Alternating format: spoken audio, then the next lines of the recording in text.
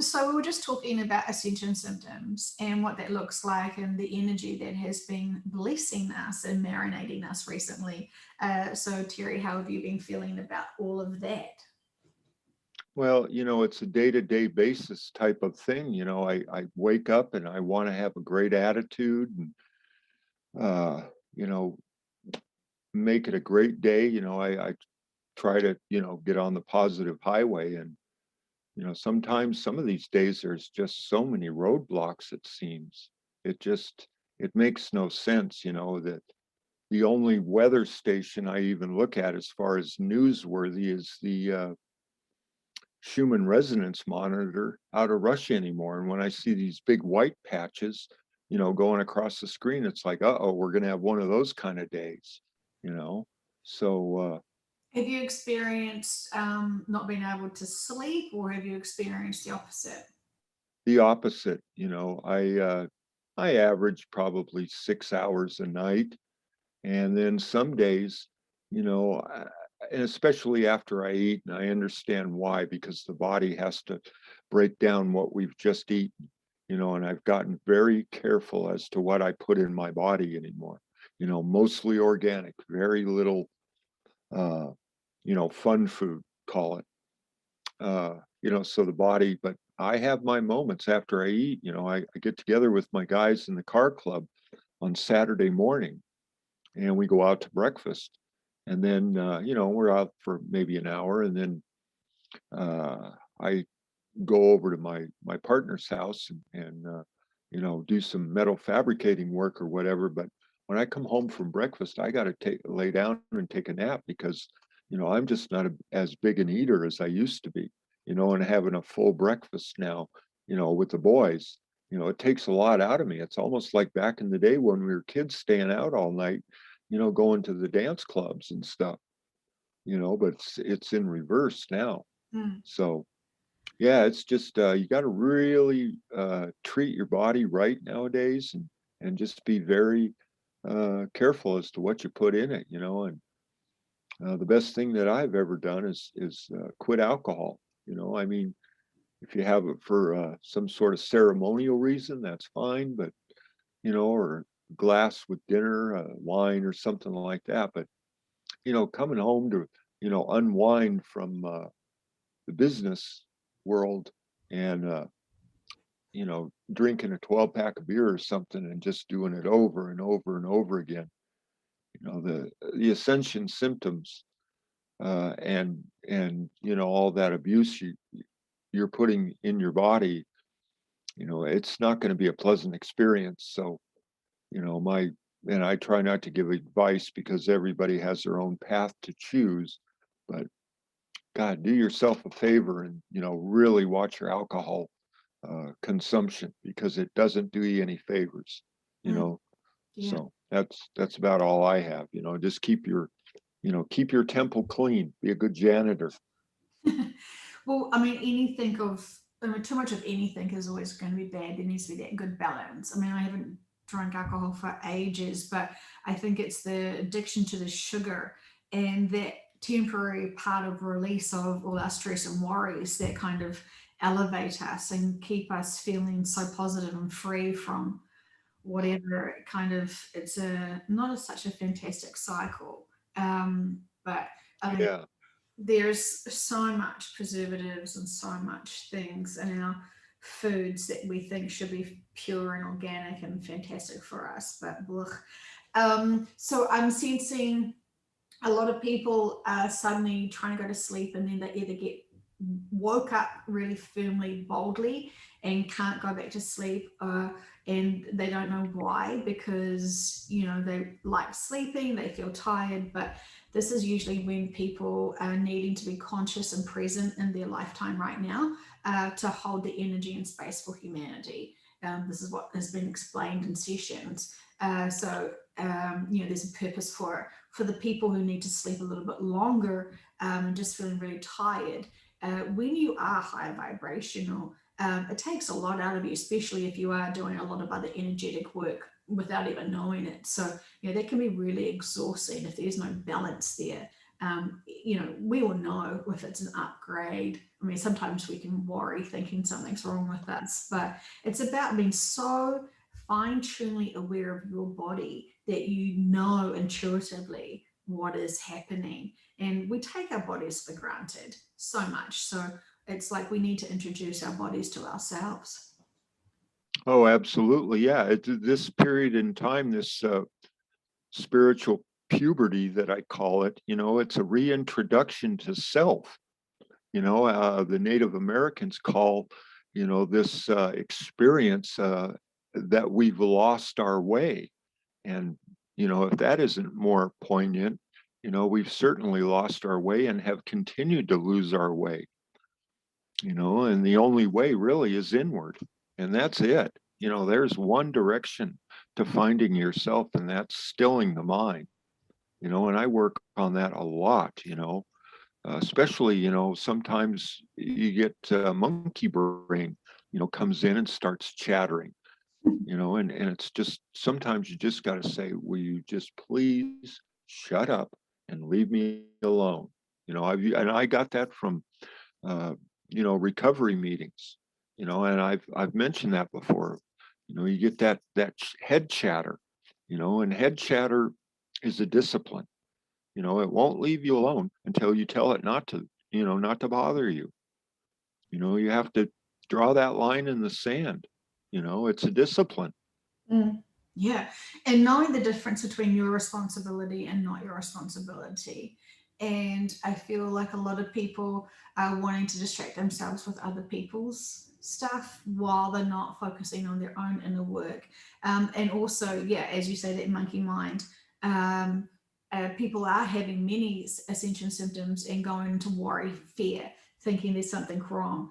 There's a lot of ringing in the ears, a lot of dizziness, a lot of nausea, a lot of, real, like they think it may be anxiety. I mean, there's dozens and dozens and dozens of people that, I'm seeing and hearing about who are, suddenly wondering why the heck are they suddenly like overwhelmingly anxious. And every time in session, it's never because they're anxious, it's because they're holding a higher frequency of energy now because they've been upgraded, but they can sense it. And so instead of welcoming it and understanding its upgrades, they're going into the fear. Yeah, just allowing, and that's another discipline is allowing, you know. I didn't know what that was, until I started going within. You just have to allow the flow. And that's hard when you're new and you're just getting started with this sort of thing. And I'm sure we have a lot of new people connecting with us, every day, you know, and they're very confused and, they don't know what to do. So, the best thing to do is absolutely nothing. When you can master nothingness, then you can go after somethingness, you know. That's the way it should work. Still the mind, and then after the mind's been disciplined, then go out and have some fun, because what we're doing is just throwing our energy freely to everything and everybody every day. We go out and we come home, we're completely whipped, and rightly so, because what we been doing all day? Paying attention. We've been paying attention to everything else out there, whatever that is. When you pay attention, that means you're giving your personal sovereign power away freely. Mm, yeah. And I mean, we have to do it to exist here. But, to have the discipline, don't let monkey mind or brain run you around by the nose all day. You have to watch what you pay attention to, limit your paying attention time, you know, have to get that stillness time in. Mm. It's always going to be a fine balance, isn't it? From wanting to help others and support others without disempowering yourselves and tipping yourselves over. I feel like when we go to the supermarket, for example, we're helping release people's negativity or lower vibrations by, like absorbing them and releasing them from ourselves. The bigger beings can easily do that, and that's exhausting. But not the worst thing because that's judgment, but the hardest thing they do is they suddenly notice this, low energy or these lower vibrations, and then they start assuming it's there. their mindset. Oh gosh, I'm now in a 3D again. Oh my gosh, I'm in worry. I'm feeling blah blah blah blah blah. And it's really never theirs to begin with. It's, they're simply helping assist others release the negativity or the lower energies. I don't like to call them, negative entities, because then you're assuming it's some lost ghost stuck onto your thigh that's Bobby a Builder.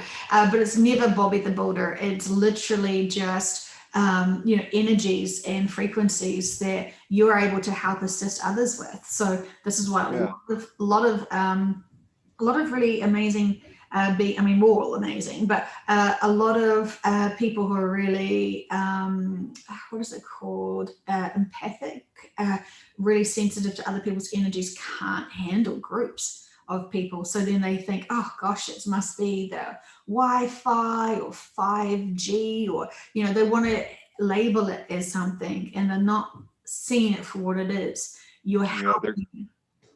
they're giving their power away to it. They're making it bigger than their divinity. Yeah. We can overcome anything, people, anything at all. But you got to, get a third person perspective from it. Take yourself out of yourself, see yourself from that third person perspective, mull it over in your head, and then, jump back in and take care of business. Mm. Yeah, yeah. Definitely, definitely. So, we are all overachievers and, our worst critics and enemies at some point in time. If we don't get what we want, then we start the blame game and blah, blah, blah. It's like, stop it already. Just settle down, still your mind, figure it out. It'll all work out. Give it a chance. But again, it's our upbringing. It's this total matrix mindset. Got to have it yesterday. If it's not here yesterday, it's not going to work. Can't have that. This whole time thing, I can't wait till it's over. You know, this clock, uh, it's clocks are nothing but a tool of commerce. The animals have no idea what time is all about. It's daytime, it's nighttime, it's summertime, it's wintertime. It's time to go out and forage for something to eat. That's all the time we need. I can't wait till the time's done as far as looking at clocks and all that stuff. I mean, you walk around every day now. People are always looking at their device. Nobody looks up, looks at the trees, or looks at one another. I mean, I get that in the big city because they're scared to death. No eye contact there, but out where we live, there's still eye contact, but there's a lot of people that are very focused on those devices and are totally losing the organic life, life experience. That's all they want, is that AI experience. And that's sad and scary.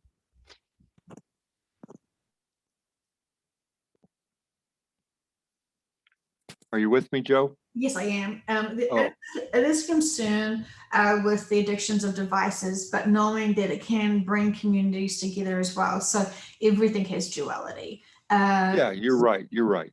Yeah, but I understand that perspective as well. So many of my mummy friends have mentioned to me that they have blindly put their children in front of a movie thinking it was completely appropriate, and then when they go to sit and actually think about the concepts about certain movies or programs, it's completely inappropriate for children to be exposed to certain concepts. Oh, absolutely. All that stuff I watched as a kid, I don't know what the kids watch today, but I grew up with the Bugs Bunny stuff, and it was all violent. We were totally fed violence our whole lives as children, and they wonder why we turn out the way we do. Mm. Well, I guess it's, yeah. I mean, when we are born, when we're younger, we're more unconditional loving beings, and we're so trusting and as sponges. And when we keep seeing entertainment as fear factors, but we're still exposed to it, and the peer pressure, and then the agenda of the teachers, and whatever it is. it's very challenging for children to navigate through that and not be suppressed and controlled and manipulated. And so tell me about your creativity and how it's been giving you joy. Well, let me start by saying I'm absolutely amazed at our new energies and how they affect our manifestation time. I talked about my new little business venture last year to people that I worked with in the trade, in the merchandising trade in these stores. I said, oh yeah, I'm going to be 64 next year. I'm going to get retired. I'm talking about this year now, I'm going to be 65.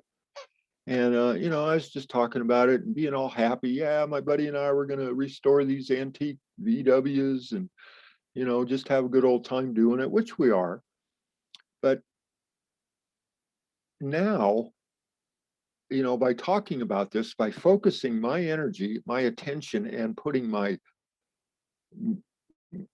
most divine intention towards this venture, the manifestation time happened in like less than 6 months. I was out of the trade. Like I said, I was talking about this last year. Well, boom, I was only in my work trade for a week or 10 days of this new year.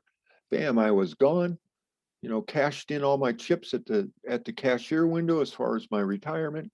Got set up, with my government money, all that stuff. And here tomorrow, we're getting our first new vehicle that we're going to do the restoration on, besides what we own personally that we work on all the time. So our little business venture came to a physical fruition in less than 6 months. And my creativity is just off the charts when I'm zoned in on being a metal fabricator, whether it's just pulling out little insignificant dimples and dents and but it's that. And it's not that I have to be absolutely perfect or anything, but every little bit of work it brings that chi up out of my my spine of light, so to speak. I can feel the etheric and the quantum energies a lot better now. It brings me a more pleasurable experience than it did years ago. Maybe I'm just a more of aware person, or maybe it's because we're in, a higher energy area of the galaxy now as a solar system. I don't know. But, plus the energies are so much cleaner now. There's just not so much dirty angst in the air. Maybe that was from the previous business, because I still, I don't have that warm, fuzzy feeling I used to get when I'd go into a grocery store. I'm sure most people can feel that now. They feel pressure to go in and get their things. I mean, it was a social experience years ago, or a year ago now, to go to the store, see your friends, chit chat for a minute, get your stuff, and down the road you go. Now, you have to worry about have some masked Nazi climbing up your ass, and you're just there to get, a few items. It's so removing all that lower based energy and being able to increase my daily Zen allowance, was basically a gift of the gods, and it happened in 6 months. And I think that's just amazing myself. Using myself, my own life, as an experiment. I don't know if you have any other people that you deal with, but it would certainly be interesting to see if their creativity and manifestation time has increased in their lives. Yeah. Well, I mean, so many people are dissatisfied with their current jobs. They're not feeling, Oh yeah. and I just keep feeling when you're doing your work, you are in your own joy. You're in such an elevated, you just, it's so powerful what you are, the intention of and the integrity of your work that you're doing, even though, as you say, you don't have to be perfect, but it's your intentions of being honoring of that work, of yourself, and having this beautiful relationship and connection with this work. I feel like when you do complete your cute camp of vehicles. I'm sorry, I'm not using the right words, but I feel like the buyers or the people who, the owners, are going to feel this being marinated with love. And really, I really hear and see so many people who are over their freaking jobs. They're done beyond done. And it's like they believe that they have to stay at their jobs to earn the certain money to be able to have the lives that they want, but they're never actually doing any of the things that their lives could actually be right now. And I keep asking, well, what is, let's say you're not having the most happiest lives, what would make a difference? I'll do so much stuff. And I'm like, well, what would you be doing? I'm actually asking them the real things that they actually would be liking to do, and they're actually able to do it now, regardless of I have to wait, until I get a promotion, or I do this, or I do that, or whatever. The reality is the things that people are holding back, waiting for their retirement, is stuff that they could actually do today. And and they're just holding themselves back. They are blocking themselves from attaining this. And so many people say, I can't leave my job to do my passion, my joy, because most of the time people don't even know what their passion and joy truly is, and they can't see, but I love I don't know, I'm going to make up I don't want to say anything directly about my clients. I love sewing, and they just love sewing so much, but they don't feel that they're great fashion designers, but they just want to sew. And so they say, I can't make a living with that. But then when you actually are good at your work and you have love and integrity with your work, suddenly you've got a lot of the universe providing you people who need sewing, and it just works because you're in your happy place. And you're just sharing what you're doing, and you're not shy about it. No one goes on Facebook and goes, yeah, I freaking hate my job, my life's a mess, I'm not doing my joy, I'm not blah blah blah. People just stay silent. But those people who love, unless it's like multi-marketing level stuff that they're promoting because they want to get your sales or whatever, those people that truly are doing their creativity, their passion, and it's not just like the arts, it's something else that's giving them, cooking. So many people have become bakers of cakes and all sorts of things that truly can just start off as a hobby. You don't have to throw in your daytime job. But it's so sad for me, for people who are just empty, hating their jobs, hating their lives, and just feeling stuck in there when there's really no excuse. We can all retrain, but if there's something that we're supposed to be doing for humanity and for this lifetime, the universe will literally part the seas, shall we say, and get you there. But it's about allowing us to think, if we could have any options, what would we truly, truly, truly want to do? And it may not be, a brain scientist we have to study. It may be something actually very attainable. And you don't have to create the wheel. You don't have to go and do a business. You may find other people who are already doing that. It's just about releasing those limitations and blocks we believe that we've set up for ourselves. And no one wants change. No one likes risks. But you're going to make the money you're making right now miserable as hell.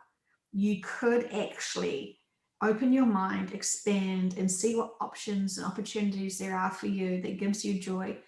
Would you like $5 less a month, but be happy, versus $5 more but be miserable? How much money do you really need? And are you really counting money over your happiness? Are you really putting money and materialism over your joy? Let's get back down to the basics of fundamental living. Yeah, while you were talking there for a minute, I glanced over at my little card. I've got some sayings on here that I thought were good, and I wrote them down. And the first one was, the best way to predict the future is to create it. Yes. And the next one is, resonance writes reality. Yeah. we had this fantastic, I had lots of group meetings this weekend, and gosh, they were great. And one of the things that came out of it, which really stuck with me, because we talk about manifestation all the time. Just manifest your dreams and they'll appear. And people are like, I don't think I've got a manifestation button on me, or I don't quite know how to manifest. Do I buy that on Google? Sorry, on sorry, I'm completely screwing it up. But is there an app for that? Yes, please. Yeah. And so it was said in really practical terms. Imagination. Imagine what you want and explore all the possibilities. In your world of imagination, you're the master, you're the ruler, you're the creator, you're the God, you're whatever. And you can navigate and experience and add in everything. And when you are wanting to manifest something, create that in your imaginary room or bubble or whatever, and place it. Sense yourself being there in that moment with all of the things that you want moving forward, and using your imagination. And that's literally what manifestation is. But so some people, I've heard people do this. I manifest the best timeline for me. Done. I'm going to get everything I want. And it's like, there's a little bit more to that. Yeah, it's not one and done. Well, they see everyone has that silver bullet mindset. They think one and done. The silver bullet will kill the boogeyman, and I'm good to go. Well, you know what? That it really bottoms down to inner work takes a lot of time and a lot of passion and a lot of focus and a lot of dedication. Not because it's not because it's really hard, but it's because it's work. And anything that is you put a lot of effort and time into, you get all the rewards. It's not because you're helping someone else or because it's the trendy thing to do right now. It is because your inner work is your responsibility to help you grow for your life purpose, for your contracts. And a lot of people are like, ugh, it just sounds too hard, I'm out. And Yeah. they just said before in a session today, it's almost like people are almost lazy. They're like, oh, I'm a bigger being. I've had a quantum session, or I know I'm a bigger being. I know I'm going to New Earth, so I'm out. I'm not bothering myself. I'm going to marinate myself in this 3D whatever. And that's all purposeful and fine if there's still real stuff that you really need to master. But it's really interesting how people use their integrity and time. But we should be focusing on we should be focusing on our spirituality more than worrying about our materialism and our other stuff and our egos as such. Because our egos are fine. It's an organ, as we've heard in other sessions, but it's that controlling of the mind and making sure we're expanding and including everyone, having unconditional love for everyone, having unconditional love for ourselves. And I've seen a lot of people get confused thinking, oh, I'm going to love myself, so I'm going to be really selfish and put myself and my needs over everybody else, and I'm going to be ruthless, and I'm going to take energy from the collective, and it's all mine, me. And I don't think they've got the memo of what loving ourselves and expanding and spirituality really is. Yeah, well, give that a whirl. Let us know how it works out for you there, buddy. Best luck for you. Yeah. Right? They got to set their hair on fire before they learn how to walk on water. More like their pants. And but yeah, it's the same thing, right? But it's kind of like, I think we've all been there, right? We've all been spiritually immature. We've all tried to see if we could beat the system. We've all developed to get to where we are now. We have done the merry-go-round and the roller coaster and the lullaby thing and whatever. We have the wheel of samsara. Yeah, yes. Yeah, that's the real deal, that's for sure. I'm always using the analogy of like Disneyland or something like that, but so true. And Yes, I'm loving the analogy of, well, not the analogy, the tool of imagination to get our manifestation going. Because you're so right, my friend. You manifested because you talked about your hopes and your dreams that got you so freaking excited.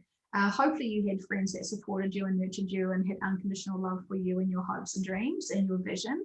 And look at you now. Yeah, it's just, I I'm a pretty private person for the most part now. In my younger days, I was quite the social butterfly as far as, getting out there and doing the meet and greet, and, spinning a buck and wowing the crowd and all that happy stuff. And you wear yourself out that way. And I guess you got to get it all out of your system, to get in there and just, find out what's really going on. When I first, took notice of my life, so to speak, in December of 99, and then got serious about my life in January of 2000. God, I'm so glad I got serious in that month. First year of the new millennium, it's easy math, you know? I'd hate to have to get serious in like '03 or something, and then start changing numbers around. So, but nope, lost my thing here. So do you feel that when you were your social butterfly phase, do you feel like you were focusing on pleasing others more than pleasing yourself?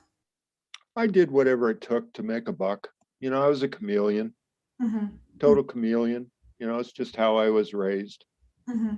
Mm-hmm. Being Was around, it's just that lifestyle I was raised in. You could be whoever you had to be, just to get along, go along to get along. That's what we are all doing here with this silly mask stuff.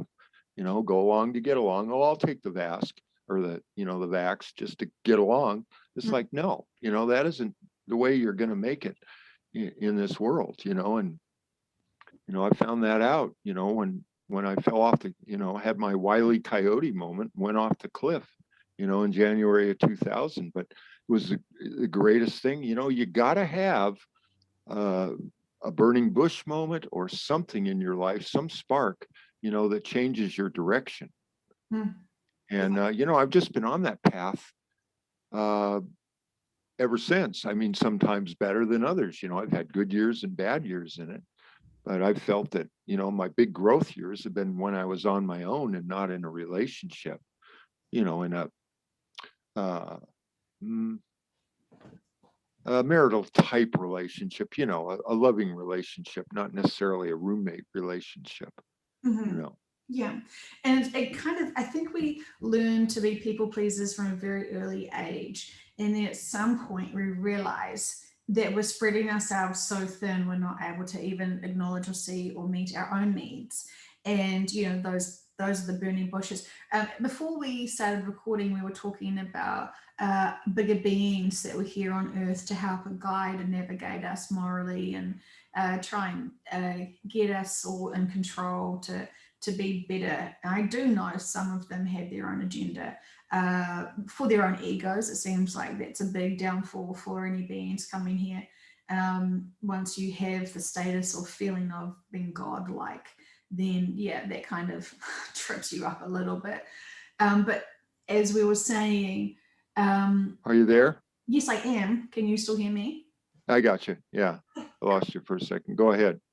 We're talking about the bigger beings that were here presently. I mean, there still are bigger beings, but they're not, we are seeing them as humans. They're embodying humans right now, and there's still the inner earth, and there's still other beings that are underground that, are still more advanced than us in many ways. I'm not talking about the reptilians that are, only able to reach the third dimension. This is the reason why they're needing us to, they wanting us to stay because they can't come with into the. Are there any of them left anymore with all of those 10-kilometer earthquakes we've had for the last 2 weeks? The militaries of the planet have been absolutely collapsing anything that's even close to being reptilian tunnels.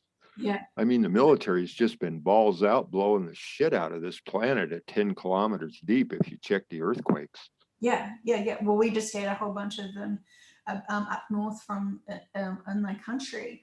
I don't feel like it's them. I don't feel like it's the reptilians that still have control over this planet. I still feel like the ones that are left are the last kind of lingering ones. I feel like there are some peaceful colonies that are not being targeted because they're not actually doing the manipulation and the controlling of people. And, it's not just the reptilians that they're removing and, evacuating from the planet. There is a lot of other beings and people as well who, don't have, in quotation marks, the best agenda for humanity. But, it's still about making sure that there is no risk factor for for any damaging any attacks for certain places of humanity and stuff. So I guess as soon as they feel like that's all under control, then we're going to be hearing more about what's been going on. But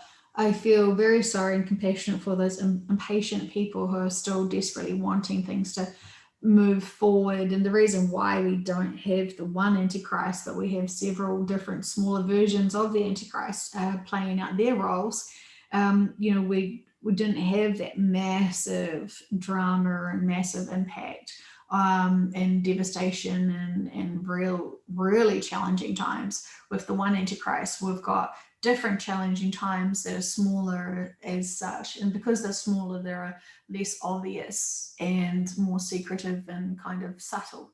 But still manipulating and controlling us in our system. So this is why we're still enduring this, waiting for it all to unfold.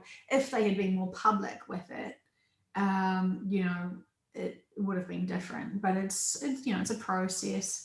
Everything is a slow process, but we should be. Oh, I know it. Yeah, I heard something really interesting. I don't know, it was a day or two ago. I was, kind of on a little green man, rabbit hole kind of day or whatever. And this came from that man, William Tompkins. He was an insider with the secret space program and all that stuff going on back in the 90s with, the underground stuff. But what he said, boy, I mean, it made so much sense to me. And I really wanted to share this with you. And I'm glad I remembered it. Was the most valuable asset in our galaxy currently. Everybody would say, oh, it's the gold, oh, it's the silver, oh, it's the kid's blood, oh, it's this or that.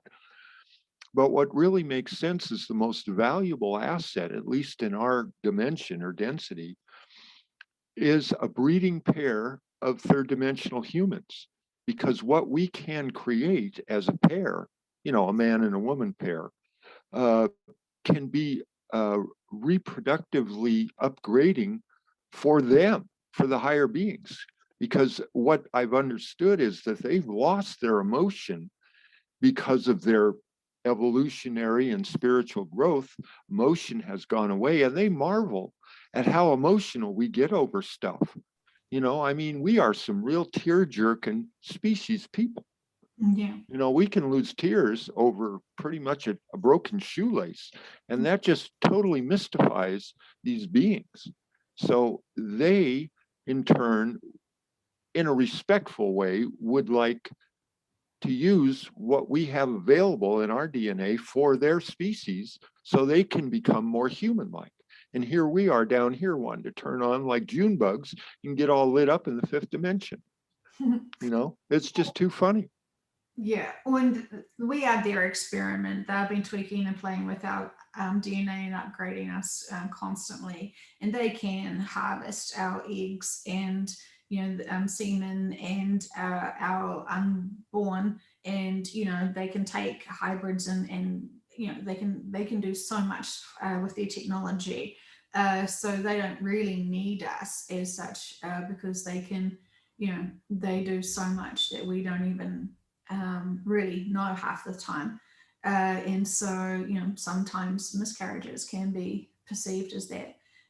So there's a lot of stuff going on. Boy, I'll tell you what, it's just eye-opening right now. And oh, I don't know if I'm going to be able to go outside once all that,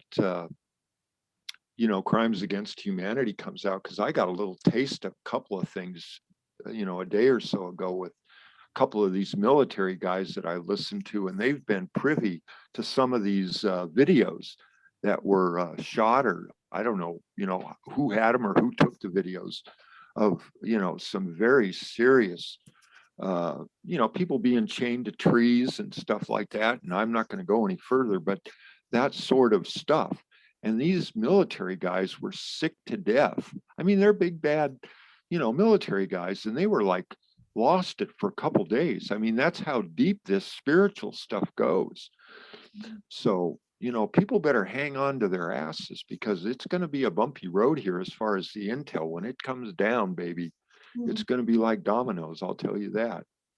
Well, yes. I mean, we don't need to fear our safety, because we know that if we are drawn to going outside, there will be people that will be brought to us by our spiritual teams to be able to help support them, understand what they're going through emotionally and support them through it. When someone's in shock and trauma, it's really hard for them to hear, it's fine, it's just, life contracts and everything has a purpose and a lesson and experience. Like, they're not ready to hear that shit right there.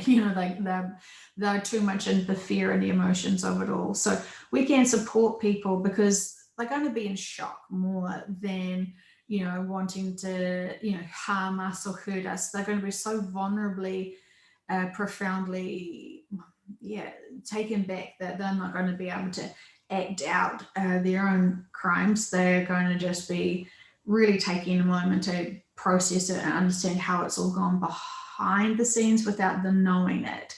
So it's going to be a lot of interesting emotions that everyone's going to be experiencing.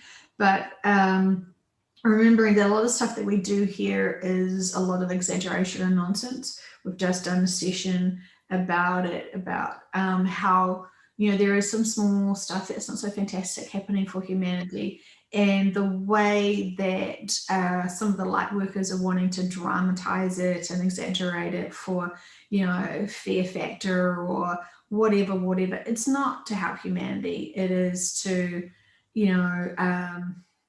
it's just for entertainment, but in a really negative way. There's so much exaggerations that the light are almost part of the problem for not sharing the real truth. The knowing that the stuff's happening. So, it's, not saying, don't get me wrong, what has happened is not appropriate. And, I'm not a fan of it. I'm certainly not, justifying any of it. But we all know that this is all to help awaken humanity.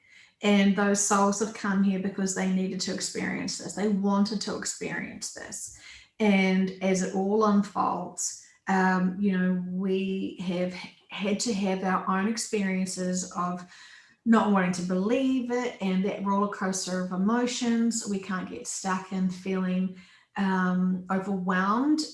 We can be compassionate for all that are involved, but it's our responsibility to keep our minds balanced emotionally and be able to see that this is a bigger perspective to help humanity. And no one's asking us to be profoundly, emotionally disabled because of everything and overwhelmed with everything that's going on. We're supposed to have compassion, but be able to put it into perspective. It's hard. It is hard. And however long that took people to do it.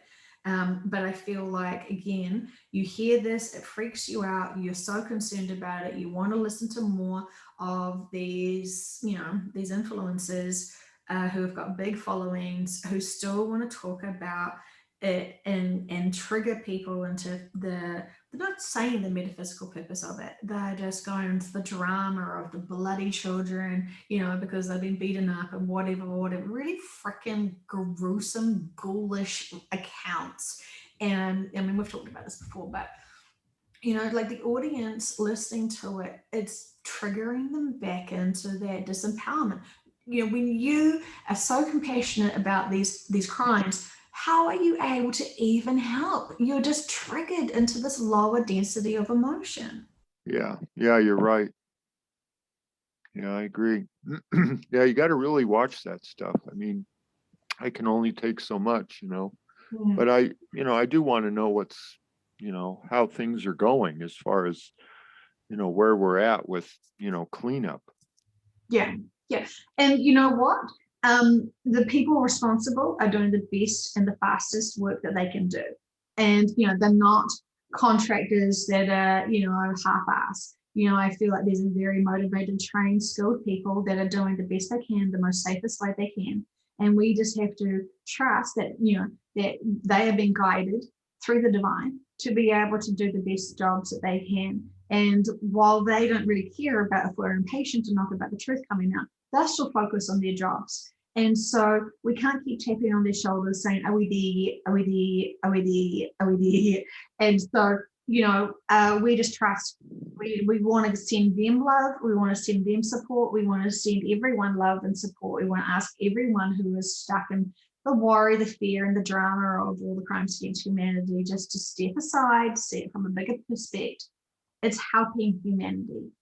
Can we be Yeah. upset about anything that is helping humanity? Is our egos big enough to accept that, regardless of what it is, anything that helps humanity always trumps? Yeah, I agree. We're heading in the right direction as far as that goes. I while you were talking and I had thoughts about this the other day, last discussion we had, I think we talked about what was going to come first, the med beds or the money or what. And, I've kind of reconsidered. And I think the solar flash is going to have to come first for people to be able to handle all the news and all the changes, med beds, money, and crimes against humanity. That's quite the trifecta, wouldn't you say? Well, the solar flash is going to be seen by individual people as being taken out of your bodies, put into your crystalline bodies, and leaving the planet. So it's not everyone's going to have this flash of lightning or whatever. People are going to see it within themselves. There was talk of asteroids coming, polar shifts. There's a whole lot of stuff that's going to be happening. I haven't heard anything about the asteroid recently, so I could probably ask. But I feel like the people who are left on the old Earth are going to be given an explanation of why 70% of the population is left. Yeah, I'll tell you what, it's going to be something. I think we're going to have a bigger year this year than we had last year. I mean, we all got stuck at home last year. I think we might have the reverse this year. Might all wind up off planet. Well, that would be, yeah. I mean, that would be fantastic if we could evolve. But it's not about awakening the people who are asleep, because the people who are asleep at this point almost need to keep staying asleep for their purposes. It's the light workers. It's the people who know this information and still get triggered into fear, using their ego, being selfish and not being of service to humanity. Those people that can't be compassionate for others, can't have unconditional love for others, still want to be victim mode. It's all of that stuff. I mean, if you think you're spiritual and you've still got a lot of that baggage going on, you are part of the problem, and your spiritual team are not going to have an easy ride, let you have an easy ride if you're off purpose. Well, yeah, I was listening to this gal the other day. She was saying that she's going to divorce herself from the new age movement because it's mostly hype. And I thought, you're probably right, because it's really an individual experience. We don't need a movement or a cult or a religion or any of that stuff to experience this. I, It's an individual inside job. yeah. So that's probably the best thing. Divorce yourself from all of this marketing of spirituality. You So, know, I mean, I've never heard that before, the New Age's hype, but yes, it makes so much sense from the information we're getting. You know, a lot of my clients all have someone that they listen and follow to, and, you know, they either don't resonate with them now, so they want to find out why, or, you know, what's the agenda of X, Y, and Z? You know, these people, you know, they're wanting to get clarification. And it is really disheartening to keep hearing these big influencers who are, you know, who've not done properly their own inner work, so they're not getting the bigger information, but they're just keeping themselves in that box because they want to keep their likes and subscribers. And that's kind of, yeah, that's not fantastic. And so I would have to say overall, yes, a lot of the new age is hype. And also remembering that when people have woken up in different, you know, decades, what was trendy and new and what was understood then, actually now, you know, there's a lot of disinformation there, a lot of ego in there, a lot of branding in there. You know, there is a lot of stuff that's happening there that has kind of infiltrated. I mean, we can say this very comfortably. Every industry has got misinformation control systems, you know, to disempower us. You know, and it's our job to be able to, you know, do our own inner work and navigate ourselves, and, you know, and know if something resonates with you, fantastic. If something, I think we feel loyal. You've grown up with someone, you know, like I think a lot of people, let's use Oprah, right? She's been yeah, she would be a good example. yeah, and the Dalai Lama, you know, like big icons for whatever reason. They've been in our homes forever. We know them, you know, we feel like we kind of, you know, have some sort of insight into what they're doing. And, you know, we know everyone has life purposes and choices. And for some people, they've chosen to have part of their life as being a humanitarian, and then to have the polar opposite duality experience of doing something else. You know, and it is very interesting because it's purposeful for to help awaken humanity once again. Yeah, I've used designer gurus through my life, to help me move up the steps in spirituality. I think, following someone, if they're helping you out and keeping your head straight, great. Use them until, they stale out. I've moved on from several different people that I'm listening to or whatever. I'm not really listening to anyone currently. I'm trying to go within and develop the best conversation, with my spiritual team inside me. Perfect. That's just where I'm at now, because it's just where I'm at. I mean, we all have our soul journey. Mm. But listening to other people can be quite a distraction, you know, especially when you get in conflict of information or things that don't really resonate with you. Going within and having your time, you know, to really find your own empowerment is perfect. Is exactly what we all should be doing. So yeah, I mean, that's the most powerful thing, right? To go within and connect. I love that. I Yeah. love that. And another, helpful tip is using A Course in Miracles. That helps you design your own spiritual guru program. Be your own spiritual guru. That the lessons, it's a daily lesson. It doesn't take a lot of time. It's about a 5-minute exercise. And I'm sure everybody's got 5 minutes. They could do it in the bathroom if they wanted to, when they're in there in the Where do, morning. where do you find it? What do you do? Well, it's A Course in Miracles. You just Google it or whatever search engine. It's ACIM. It's free, as far as I know. I know it's online, and you can start at any time, and it's a 365-day course, and it's to help you develop your own spiritual path. Hmm, I love it. They Well, give you little exercises. So anybody out there listening, you're looking for a spiritual path, check it out. A Course in Miracles. In fact, I sent when my son was over in the Middle East uh, with the military, he asked me to send him a paperback copy that he could take in the field with him so he could read it.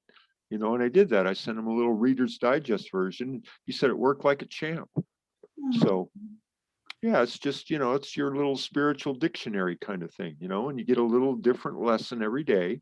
And it's just a simple little thing that you do, it's like a little victory. You have a little spiritual victory every day. And then after a while, it becomes a habit, and then it's your lifestyle. And then you don't have to worry about spiritual gurus or, buying this device or wearing that robe or whatever, you know. It reminds me of the few times I did go to church, and it would be, I don't know, 100,000 hours long, and but I would always take something out of it, and I would think about that, and it would really apply and really speak to me. And I mean, I certainly wasn't a regular churchgoer by any stretch of the imagination, but very, very interesting. So yeah, I think that's a fantastic advice for people to do that. And again, it is about setting and using our minds and to set intentions to be able to see things in a different way. And if you've got one task to do a day, which is, a spiritual miracle, I mean, I love that. I love that. I love that. I love that. Is there anything else you want to share with us before we depart? Well, just for everybody listening, little, small, tiny daily miracles and little victories is all you need. We're so mind controlled into having to win the Super Bowl or Miss America or Miss New Zealand or whatever. If you don't win the big one, you're a piece of shit. Well, that's not true. Just focus on your little daily victories and you'll be walking on water in no time. If you keep it simple. That's, the recovery movement is all about keeping it simple. It's the same thing with your meditation and meeting your spirit guide teams, getting to know your higher self. Keep it simple and you will have most pleasurable experience every day, and you won't get so sucked into the matrix. So with that, I guess I'm done. Such powerful insight and wisdom. You're so right. We love to make things complicated and complex, and it really can be just as easy as keeping it simple. And thank you, my friend. I love our conversations. It just is a highlight for a different perspective. So thank you. Yeah, and I wanted to mention last time when we parted company, when I hung up from you, I got this major bliss out rush afterwards. And I haven't spoken to you since. So now that we're parting company again, I just wanted to know, even though we're half a world apart, this connection works very well. It does a lot for me as well. I get the reciprocity that you get from me. So that's great. Yeah, it's a beautiful connection of like minds. We can agree to disagree and still love and support each other and accept each other. And I love having this slower time to just to reflect. And we don't have any clue what we're going to talk about, but just talking about these things out loud just helps us process what's the jumble in our minds and in our hearts. And sharing's caring. And I always want to share as much as I can without, a stupid ego coming in and saying, click, like, and subscribe. We're just light workers planting seeds, so it can help the next guy. We don't know what the results are going to be, but we know they're going to be stellar. So yeah.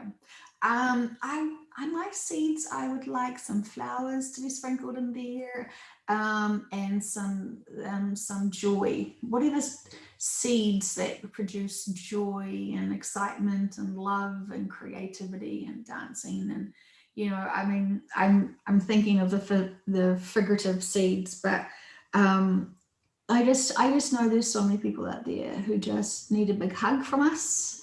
A big, you're not alone. We're so here. We've been there. We're going through it still. We are still here. And, you know, um, I feel so connected to everyone who listens.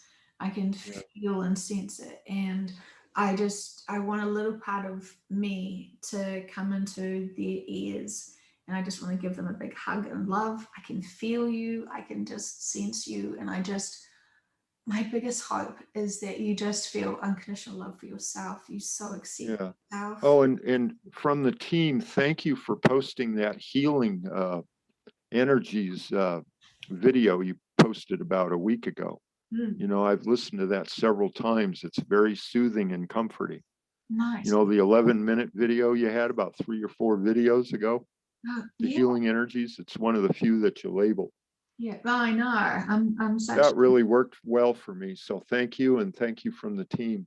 Oh yeah. Well, I was really pushed to experience deep, profound compassion for others, and yeah, through my own experience. So I really needed to share it, which is great. And I want to do something very similar soon for the event on the 20th of March. If we can't attend physically a group, I want us to all feel connected and to send a profound strength and compassion and unity. I want it to be really firmly supporting and encouraging people who can't make it, but wanting to just project their energy out to not only their country and their groups that are observing this freedom rally, but for humanity in whole. I just feel like this is going to be such a special movement. All right. Okay, well, thank you so much, and we'll leave it at